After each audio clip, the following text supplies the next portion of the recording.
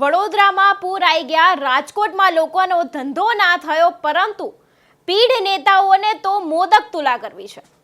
નમસ્કાર, નિર્ભય ન્યૂઝ સાથે હું હંસિની. પીઢ નેતા પરસોત્તમ રૂપાલા કહેવાય કે એક પીઢ નેતા તરીકે તેમને કાર્ય કરવા જોઈએ, પરંતુ તે કાર્ય થતા નથી, પરંતુ તેના બદલામાં થાય છે મોદક તુલા.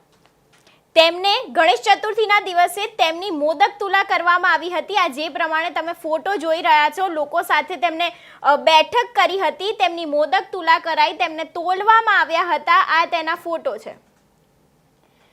પરંતુ મને એવું થાય કે પરસોત્તમ ભાઈ, તમને આ દેખાતું નથી કે રાજકોટમાં લોકોની પરિસ્થિતિ શું છે? જન્માષ્ટમીના મેળા નથી થયા, લોકોના ધંધા નથી થયા, અને તમે અહીંયા મોદક તુલા કરી રહ્યા છો. વડોદરામાં પણ વરસાદના કારણે તારાજી સર્જાઈ હતી, લોકો પૂરમાં તણાયા હતા, લોકોનો સામાન પણ જતો રહ્યો હતો, પરંતુ તમે અહીંયા ગણેશ ચતુર્થીના પાવન દિવસે મોદક તુલા કરી રહ્યા છો. ત્યારે અનેક નેતાઓ પણ અહીંયા ઉપસ્થિત રહ્યા છે. એવું નથી કે ફક્ત પરસોત્તમ રૂપાલા જ ઉપસ્થિત રહ્યા છે, અનેક નેતાઓ પણ ઉપસ્થિત રહ્યા છે. તે છતાં પણ આવી કામગીરી કેમ તમને લોકોની સમસ્યાને વાચા આપવાનું નથી જણાવવામાં આવ્યું? તમારી સરકારે તમને નથી કીધું કે લોકોને પણ તમારે ધ્યાન આપવાનું હોય? ફક્ત પોતાની જ વાહવાઈ લૂંટવી છે અને સોશિયલ મીડિયામાં પાછું આવું બધું મૂકવાનું પણ ખરું. લોકોની પરેશાનીઓને કોઈક દિવસ વાચા પણ આપો. અનેક વખત એવું કહેવામાં આવે છે કે ભાજપ સરકાર દ્વારા આ કાર્ય કરવામાં આવે છે, પરંતુ અહીંયા આ વખતે કોઈ જ કાર્ય દેખાયા નથી. દેખાય છે તો ફક્ત તમારું આ બધું કાર્ય જે તમે કરી રહ્યા છો ને જાતે જ તમે તેને ટ્વીટ કરીને પોસ્ટ કરી રહ્યા છો. તેમાં પણ તમે લખ્યું છે કે ગણેશ ચતુર્થીના મહાપર્વ નિમિત્તે આજે અમરેલીના ઈશ્વરિયા ગામે જે ચેરમેન છે દિલીપભાઈ સંઘાણીની વિશેષ ઉપસ્થિતિમાં આજે તમારી મોદક તુલા કરવામાં આવી છે, તે થઈ છે.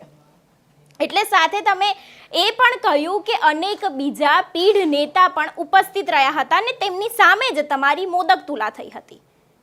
પરંતુ આજે વરસાદ થયો છે, રોડ રસ્તા બગડ્યા છે, તેની સાથે લોકોના ઘરમાં અન્નનો દાણો નહોતો, તે સમય તમે ભૂલી ગયા છો.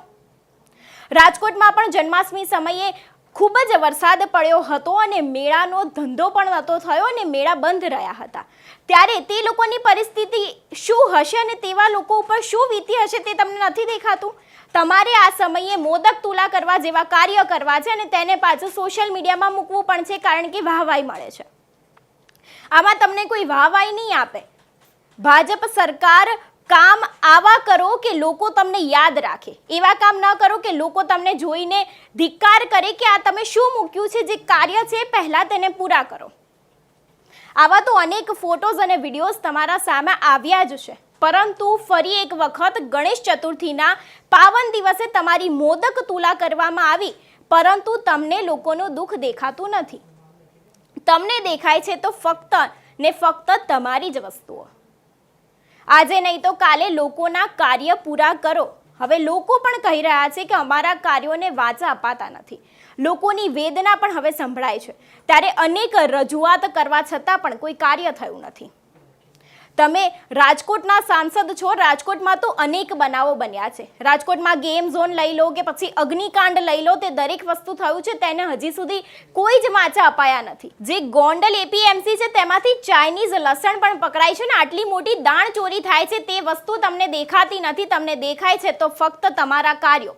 તમારી જે મોદક તુલા થાય છે તમારે એને સોશિયલ મીડિયા પર મૂકવી છે, પરંતુ લોકોના આરોગ્ય સાથે પણ કેટલા ચેડા થયા છે અથવા તો થવાના હશે તે તમે વિચાર્યું છે પણ ખરા? ત્યારે ગોંડલ એપીએમસીમાં નકલી લસણ એટલે કે ચાઇનીઝ લસણ પણ પકડાયું હતું.